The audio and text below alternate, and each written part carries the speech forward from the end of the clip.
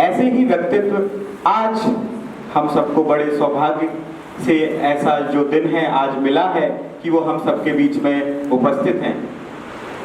दर्शक साथियों, मैं आमंत्रित करना चाहूँगा हम सबके बीच आदरणीय हमारे सम्माननीय श्री अमित झा जी को, जो कि हमारे टीम फार्मा लोग के नेशनल कोऑर्डिनेटर हैं। आदरणीय श्री अमित झा जी।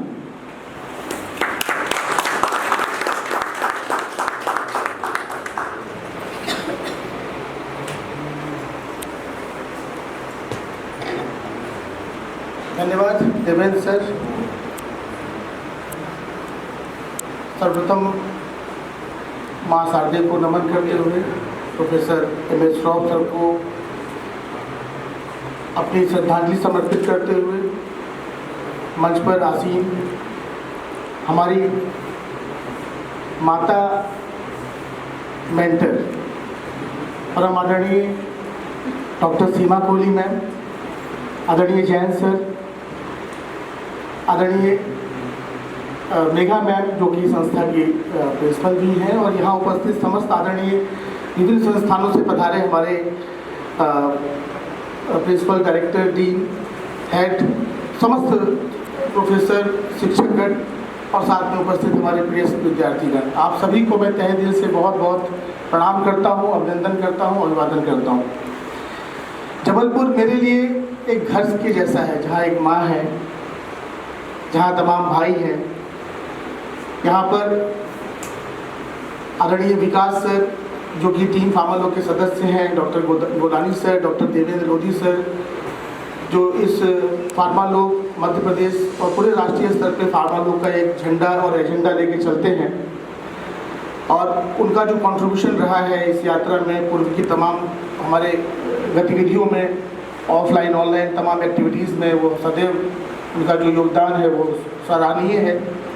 और मेरे लिए फार्मा लोग एक घर जैसा है, जहाँ मुझे बहुत सारे लोग जानते हैं इस जबलपुर में, और मुझे सदैव उनका स्नेह प्रेम मिलता रहता है। तो मैं आप सभी को मैं अपना धन्यवाद प्रेषित करता हूँ और कृतज्ञता प्रेषित करता हूँ कि आप सभी का जो ये स्नेह है हमें मिला है।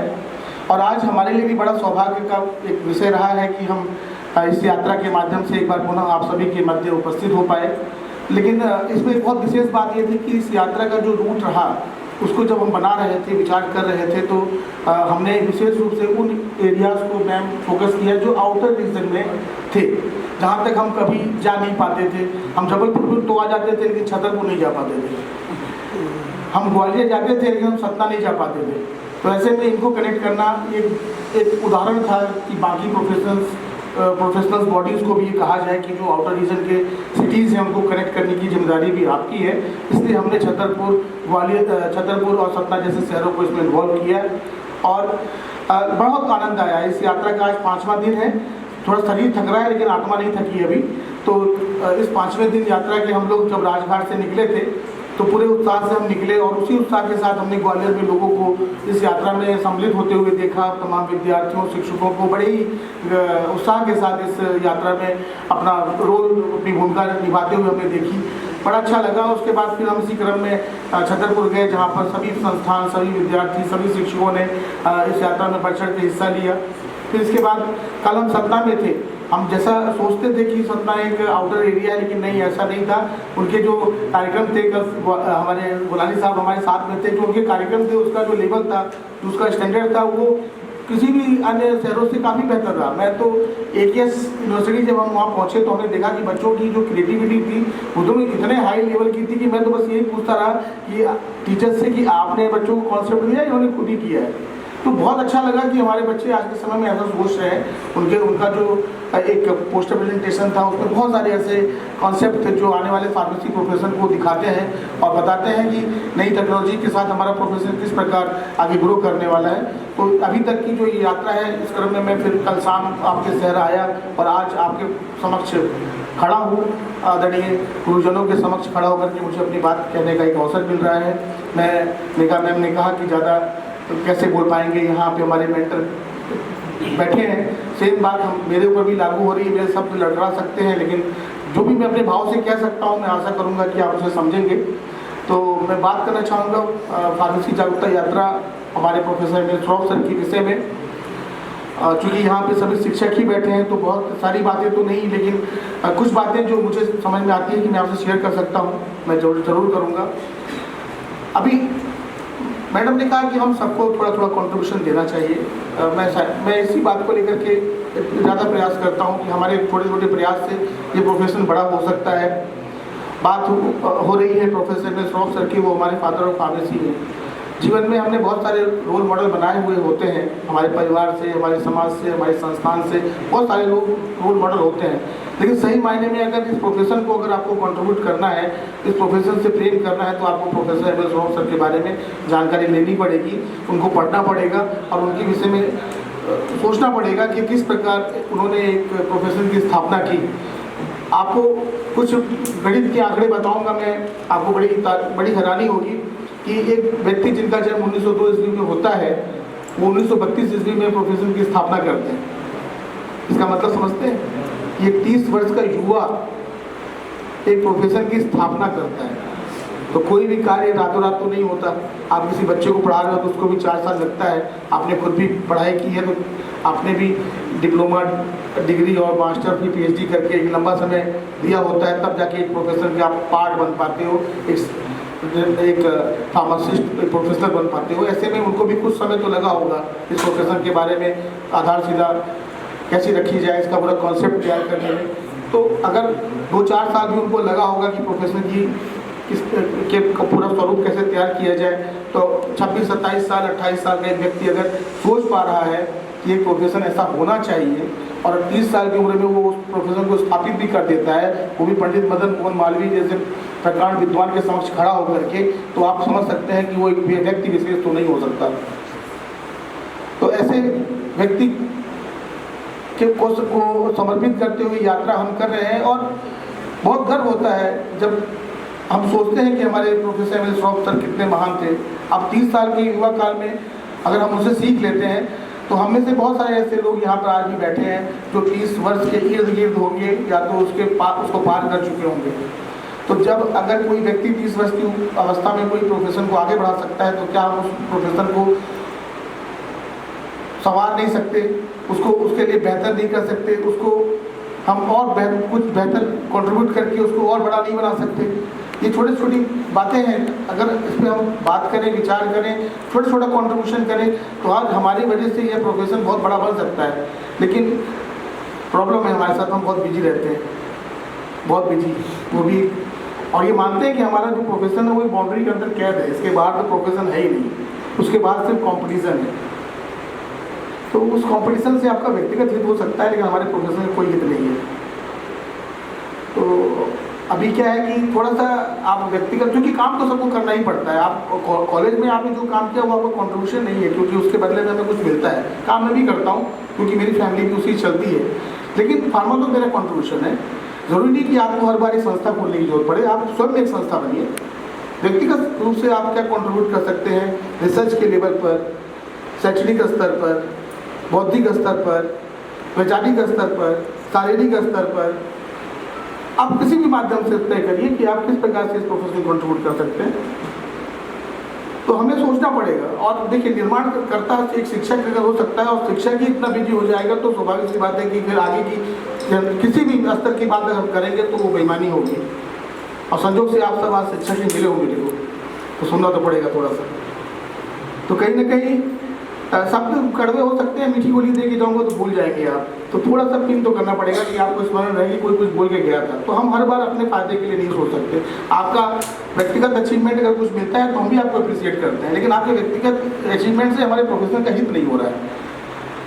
तो इसलिए बहुत ज़रूरी है कि हम थोड़ा सा प्रोफेशन को काम करने के साथ साथ अपनी व्यवस्थाओं को चलाने के साथ साथ हम प्रोफेशन क्या दे सकते हैं, हमारा कंट्रीब्यूशन क्या हो सकता है, इस पर बात की जाए। और इसकी वास्तव में बहुत नीड भी है और इसका कोई विकल्प भी नहीं है। ये दोनों बातें स्पष्ट हैं। अभी इस यात्रा में हमारे मेंटर्स के माध्यम से मुझे 3 विषयों पर आपसे बात करने के लिए बोला गया है। मैं उस 3 विषयों को आपके समक्ष रखता हूँ। पहला, इथिक्स, कि हम जो भी काम करें उसमें एथिक्स हो, और एथिक्स को लेकर के हम जिस भी स्तर पे लोगों से जुड़े हुए हैं, चाहे वो विद्यार्थी हो, चाहे वो मैनेजमेंट हो, चाहे वो हमसे जुड़े हुए अन्य कोई फार्मेसी प्रोफेशनल है, तो उस इथिक्स को हम एक चैनल के रूप में आगे बढ़ाएं, सभी को इथिक्स जोड़ने और इथिकल काम करने के लिए प्रेरित करें। ये एक शिक्षक की भूमिका में आपका एक कर्तव्य भी बनता है। तो हमें इथिक्स को बढ़ावा देना है कि हम सभी जो भी काम करें नैतिकतापूर्ण आधार पर किया जाए। दूसरा कमिटमेंट कि हम जो भी काम करें वो काम करने के लिए काम करें। काम सभी कर रहे होते हैं, आप सुबह से शाम तक काम कर लीजिए, शाम को बैठिए और अपने आप को आत्ममंथन करिए और सोचिए कि आज आपने कितना काम किया। कई बार आपको लगेगा कि अरे यार, अगर ईमानदारी से सोचेंगे तो आपको लगेगा कि हमने आज कुछ काम नहीं किया, लेकिन हम सभी फिर भी बहुत बिजी हैं। पता है आपको, फिर भी हम बहुत बिजी हैं। ऐसा एक दो बार मैंने भी अपने आप पर ट्राई करके देखा है। अभी मुझे लगा अच्छा आज के दिन मैं विशेष रूप से आराम कर रहा था, जब मुझे यही डिस्कस निकल के आया। तो मुझे लगता है कि हम सभी काम करने के लिए काम करें, आउटकम बेसिस काम करें, जिसका फायदा हमारे संस्था को भी हो रहा हो, हमारे प्रोफेशन को भी हो रहा हो, हमारे समाज को भी हो रहा हो, हमारे परिवार को भी हो रहा हो। तो फोकस्ड काम करेंगे तो निश्चित ही उसका आउटकम आएगा। इसलिए कमिटमेंट बहुत ज़रूरी है कि हम बेहतर काम करें, जो भी काम करें अच्छा काम करें, आउटकम बेसिस काम करें। थर्ड कि अभी हमारा कंट्रीब्यूशन इसमें क्या हो सकता है, जैसे मैंने पहले बिंदु पे आपसे बात की, कंट्रीब्यूशन कि हम काम को करने के साथ साथ हम कंट्रीब्यूट क्या कर सकते हैं। ये पहले बहुत ही महत्वपूर्ण विषय है आज के समय में। अगर आपको आपके प्रोफेशन को बचाना है तो आपको ही आपका कंट्रीब्यूशन देना पड़ेगा, क्योंकि आप हर बार अमित शाह से यात्रा नहीं करवा सकते। ये बहुत बड़ी विषय बता रहा हूँ और मैं व्यक्तिगत तौर पे तो बहुत कुछ नहीं कह सकता, लेकिन मैं इतना महसूस करता हूँ अब आज के समय में आकर के कि हर बार आपके लिए अमित शाह दूसरा नहीं आएगा। इसलिए आपको स्वयं ही अपने प्रोफेशन के लिए काम करना पड़ेगा। ये बहुत बार मैं बहुत कुछ देखता हूँ इस प्रोफेशन में कि बहुत कुछ हो रहा होता है लेकिन वो कुछ नहीं रहा होता है। ये सच्चाई है और इसमें आपको विचार करना होगा। तो हम सिर्फ फॉर्मेलिटीज के लिए अगर कोई काम कर रहे हैं कि हम कॉन्फ्रेंस कर रहे हैं, बस करना इसलिए कर रहे हैं और सब एक हमने अपने यहाँ कर लिया, आप अपने यहाँ कर लो, कोई आउटकम नहीं आ रहा है, बस हो रहा है, सब कुछ ऐसे ही हो रहा है लेकिन हो कुछ नहीं रहा है। तो हमें ना कुछ करने के लिए कुछ करना होगा जिसका प्रभाव इस प्रोफेशन पे पड़े, जिसका लाभ इस प्रोफेशन के को वास्तविक तरीके से पड़े। तो थोड़ा सा विचार करने की आवश्यकता है। एक भीड़, मैम ने बोला ना कि हम बहुत ज़्यादा टेक्नोलॉजी की ओर जा रहे हैं। अब वो टेक्नोलॉजी को आपने इतना थाम लिया हुआ है कि एक मानसिक अपंगता पैदा होती जा रही है। कुछ दिनों बाद आपके बच्चे, अभी आज ही टीचर बोलते हैं कि बच्चे पढ़ते नहीं हैं, बंद कर दीजिए कॉलेज, इसकी जरूरत क्या है? क्या जरूरत है? कल आपकी भी जरूरत नहीं होगी जब आप स्वयं हथियार डाल के और इस बात को मान चुके हैं कि आपकी इंपोर्टेंस ही नहीं रहेगी कि बच्चे आपके रहते हुए नहीं पढ़ रहे। क्या जरूरत है आपके कॉलेज में आने की? या तो आप पढ़ा लो, मैनेजमेंट नहीं बोलेगा आपको, उनको नॉर्म्स पूरे करने हैं, समझिएगा। तो कहने मतलब ये है कि वास्तविकता में काम किया जाए। थोड़ा सा मैं यात्रा कर रहा हूँ, ये वास्तविकता है। मैं आपसे भी ये अपेक्षा रख रहा हूँ, इसमें गलत क्या है? ये प्रोफेशन भी आपसे ही अपेक्षा रखती है। और तमाम सारे बच्चे जिनके माँ बाप जैसे तैसे फीस दे के आज तक भेजते हैं ना, वो उन 59 लोगों के साथ पिस जा रहे हैं जो वास्तविकता में पढ़ने आए थे, जिनके लोगों ने, उनके घर वालों ने पेन लिया हो 10% बच्चे। तो हमें ना जो भी करना है वो वास्तविकता में करना होगा। इस क्लासरूम की बड़ी वैल्यू है। मैम यहाँ बैठे हैं, इन्होंने बहुत सारे दशक जीतते हुए इस प्रोफेशन में देखा है, ये समझती होंगी मेरी इस बात को। मैम इस क्लासरूम के नीचे से, ये क्लासरूम एक ऐसा छत है जहाँ पर अगर हमारा टीचर किसी बच्चे को, हर बच्चे को अगर ऐसा मोटिवेट करे तो बाहर निकल करके एक फार्मासिस्ट बनेगा। लेकिन प्रॉब्लम जानते हैं क्या है? यहाँ हर व्यक्ति कैरियर बनाने के लिए आता है, अपना ही तो कैरियर बनाता है बंदा, यहाँ से निकलेगा। अच्छा, एक तो प्रोफेशन की इतनी खूबसूरती है, मैं बड़ी तारीफ करता हूँ कि कोई लॉ करके सिर्फ वकील बन सकता है, कोई MBBS करके सिर्फ डॉक्टर बन सकता है, लेकिन अगर फार्मेसी किसी ने किया है तो कम्युनिटी में भी जा सकता है, हॉस्पिटल में भी जा सकता है, वो इंडस्ट्री में भी जा सकता है, आप लोग इतना किसी इंस्टीट्यूट और एकेडमिक में भी अपना रोल निभा सकता है। तो जब इतने सारे अवसर हैं तो ऐसे समय में यहाँ से निकलने वाला हर व्यक्ति वो सिर्फ उस सेक्टर का होकर रह जाता है। आप क्या करते हो? मैं मेडिकल स्टोर चलाता हूँ। आप क्या करते हो? मैं फलानी कंपनी में जो है वो रेगुलेटरी का काम करता हूँ, मैं रिसर्च का काम करता हूँ। आप क्या करते हो? मैं तो टीचर हूँ, ज्ञान का काम पढ़ाता हूँ। आप क्या करते हो? मैं फलानी जगह पढ़ता हूँ। मतलब इन सारी चीज़ों में एक ऐसा प्रोफेशन दब गया जिसको सबसे ऊपर होना चाहिए था, वो है फार्मासिस्ट, फार्मेसी प्रोफेशन। हमारे पर्चे में ही फार्मेसी नहीं है। आप क्या करते हैं? आप शिक्षा के, यही आपका रहता है ना, नेचुरली वर्ड आपका यही रहता है। तो हमें लगता है कि हम कुछ भी कभी परिचय दें तो हम अपने आप को ऐसे फार्मासिस्ट पहले इंट्रोड्यूस करें, जैसे एडवोकेट फलाना सिंह, एडवोकेट विकास पांडे, तो उनको गर्व है यार एडवोकेट लगाने में, डॉक्टर वर्ड यूज करने में उनको गर्व होता है, हमारे लोगों को गर्व ही नहीं होता है।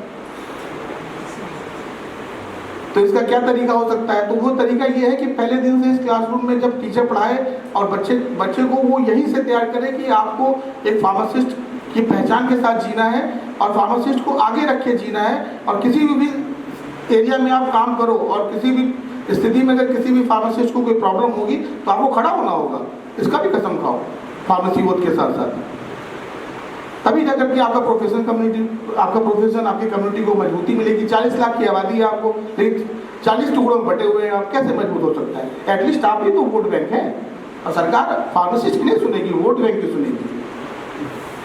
अब डॉक्टर को कोई प्रॉब्लम हो जाए तो डॉक्टर सारे खड़े हो जाते हैं, फिर पेपर पढ़ के कहो कि देखो सारे खड़े हो गए। ऐसे ही किसी वकील के साथ भी होता है, किसी पुलिस वाले के साथ भी होता है, लेकिन फार्मासिस्टों के साथ नहीं होता है ऐसा, क्योंकि हम तो बहुत बिजी हैं ना, हमारे पास बहुत काम है करने के। तो छोटे छोटे व्यंग हैं जो आज आपको सुनना पड़ेगा, क्योंकि पता नहीं आगे इतने टीचर कभी मिलेंगे कि नहीं। तो बच्चे ही मिलते हैं तो बच्चों को बच्चों के हिसाब से बताना पड़ता है, लेकिन हमारे प्रयास से, हमारे थोड़े से छोटे छोटे बदलावों से हम बड़ा कर सकते हैं, इतना तो मुझे महसूस होता है। तो आज ये प्रतिज्ञा लेनी पड़ेगी कि हम खुद भी एक फार्मासिस्ट की भूमिका में रहेंगे और हम अपने बच्चों को भी पहले दिन से ही एक फार्मासिस्ट बनाने की कोशिश करेंगे, ताकि वो क्षेत्र विशेष का न रह जाए बन करके, ताकि हमारी कम्युनिटी भी मजबूत हो। अभी मोदी जी बात करते हैं 2047 में वो विकसित भारत बनाएंगे, तो ये सोचना पड़ेगा ना कि उस विकसित भारत में हमारे विकसित फार्मासिस्ट का क्या रोल रहने वाला है, क्या कॉन्ट्रीब्यूशन रहने वाला है, कुछ तो करना पड़ेगा ना इनको भी। तो ऐसे में विकसित फार्मासिस्ट और विकसित भारत की, अगर विकसित फार्मेसी की अगर बात करें तो एक संस्था के तौर पे मैं एक शोध पढ़ रहा था, देखिए ये फिर एक बैठ गया आपके सामने, सॉरी, एक शोध पढ़ रहा था, मैंने देखा कि सर टॉप 5 में इंडिया का कोई इंस्टीट्यूट ही नहीं है। अच्छा टॉप 5 थोड़ी बहुत दूर की बात होगी, टॉप 100 में आते हैं तो टॉप 100 में सोचा कि कुछ तो अच्छा हो जाएगा, टॉप 100 में भी कोई नहीं था। 132 नंबर पे हमारा दिल्ली IIT है, देख लीजिए दिल्ली वाले कम से कम 132 में है, और 500 में हमारे 5 IITs है, वो भी IITs ही हैं केवल। तो IITs तो चलो ठीक है, बड़े लेवल की चीज़ है तो उसका होना चाहिए, लेकिन US, UK, ऑस्ट्रेलिया, कनाडा जैसे 10 चीज़ के देश थे जिनके टॉप 100 में सारे कॉलेजेस उन्हीं के थे। फिर मैंने ये देखा कि कितने गवर्नमेंट के होंगे, जैसे हमारे IITs गवर्नमेंट के हैं तो ये होंगे तो नहीं, उनका तो प्राइवेट था। तब सर समझ में आया कि हमारे प्राइवेट इंस्टीट्यूट वाले क्या कर रहे हैं, हमारी प्राइवेट यूनिवर्सिटीज़ क्या कर रही हैं, ये टॉप 5 में क्यों नहीं।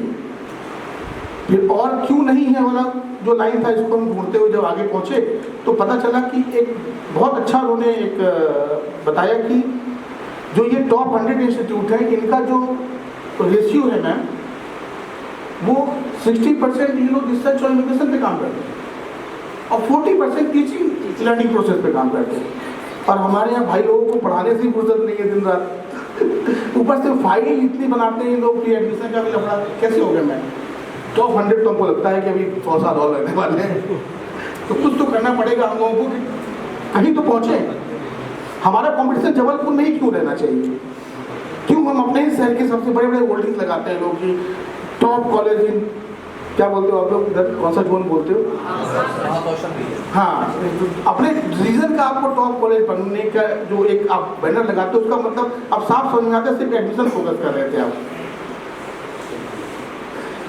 अभी आपके एडमिशन से हमारे प्रोफेशन के कंक्लूजन को क्या फायदा मिल रहा है? एडमिशन तो अपने आप हो जाएगा। ऐसे तमाम सारे कॉलेजेस में जानता हूँ जो ब्रांडिंग नहीं करते, प्राइवेट कॉलेजेस हैं और लोग एडमिशन के लाइन लगा के रहते हैं खड़े। तमाम कॉलेजेस ऐसे हैं क्योंकि उनका काम वो दिन रात वाला जो चलता है ना, teaching, learning, innovation, research, counselling, placement, उनके दम पे उनका कॉलेज को फुर्सत ही नहीं है कि वो इन सब चीज़ों में ध्यान दें और बच्चे लाइन लगा के एडमिशन खड़े रहते हैं। तो उस नेचुरल प्रोसेस में हम क्यों नहीं काम करते? तो थोड़ा सा हमें इस बात को सोचना पड़ेगा कि हम कैसे इंस्टीट्यूशन लेवल पर, एकेडमिक लेवल पर हम अपने आप को मजबूत करें और राष्ट्रीय और अंतर्राष्ट्रीय स्तर पर हम जाएं। तो आज इस यात्रा में चूँकि बहुत सारे विषय थे, 2-3 विषय, चूँकि आप शिक्षक थे, आपके बदलाव से बहुत सारी चीज़ें बदल सकते हैं। मैंने चर्चा करने की कोशिश की, मेरे शब्दों का, मेरे बातों का अन्यथा अर्थ न निकाला जाए। ये सब वास्तविक बातें हैं, ये सब आप भी समझते ही हैं। लेकिन ये है कि अब उसको समझने से अगर सुधार नहीं हो रहा है तो कुछ तो करना पड़ेगा। तो अभी आप लोग देखिए तो हर कॉलेज में एक डायरेक्टर प्रिंसिपल हैं, तो आपसे उम्मीद की जा सकती है कि आप जो भी अपने व्यक्तिगत स्तर पे किया जा सकता है प्रयास ज़रूर करें। और क्योंकि फार्मा लोग हर वर्ष एक 6 मार्च को नेशनल वेबिनार करती है, इस वर्ष भी हम फार्मा लोग की ओर से नेशनल वेबिनार करने जा रहे हैं। और इस बार चूँकि फार्मेसी में हमारे एमएल शौक सर का कॉन्ट्रीब्यूशन बहुत बड़ा है, उन्होंने न केवल प्रोफेशन की स्थापना की बल्कि उनके नाम 8 ऐसे अचीवमेंट हैं जो इतिहास में बहुत ही स्वर्णिम अक्षरों से लिखे हुए हैं, जिसमें से 4 इंस्टीट्यूट उन्होंने स्थापित किए और 4 गवर्निंग बॉडीज़। इन 4 इंस्टीट्यूट में से Madhya Pradesh Sagar university, BHU IIT Varanasi, BITS Pilani और जादवपुर यूनिवर्सिटी कोलकाता। साथ में हमारी गवर्निंग बॉडी में फार्मेसी काउंसिल ऑफ इंडिया जो हमें गवर्न करती है, APTI जो कि हमारे शिक्षकों के वेलफेयर के लिए काम करती है, IPA जो हमें इंडस्ट्री कनेक्ट करने के लिए काम करती है, और IPCA जो इन सबको कनेक्ट करने के लिए काम करती है। ऐसे में ये जो 8 संस्थान हैं, इस 8 संस्थान के जो प्रेसिडेंट, वाइस प्रेसिडेंट या हेड ऑफ डिपार्टमेंट या जो भी लीडिंग पर्सनालिटीज़ हैं वो इस नेशनल वेबिनार में पधार रहे हैं। और मुझे लगता है कि इनका बोलना किसी भी लेवल पर अधिक से अधिक अवेयरनेस हमें दे सकता है। तो आप सभी से निवेदन है कि आप भी और आपके समस्त विद्यार्थियों को भी आप प्रेरित करें कि इस कार्यक्रम में वो जुड़ें। इस कार्यक्रम में जुड़ने से, रजिस्ट्रेशन करने से आपको एक सर्टिफिकेट तो प्राप्त होगा ही, साथ में बहुत सारा जो एक अवेयरनेस है वो भी मिलेगा। तो टीम फार्मा लोग की ओर से मैं आग्रह करूंगा कि आप सभी जुड़ें। और टीम फार्मा लोग के बारे में बताना चाहूँगा कि 5 साल काम करने के बाद पता चला कि इसमें मेंबरशिप भी होता है संस्थागत, तो हमने मेंबरशिप चालू कर दिया है। आप लोग मेंबरशिप ले सकते हैं। आप फार्मा लोग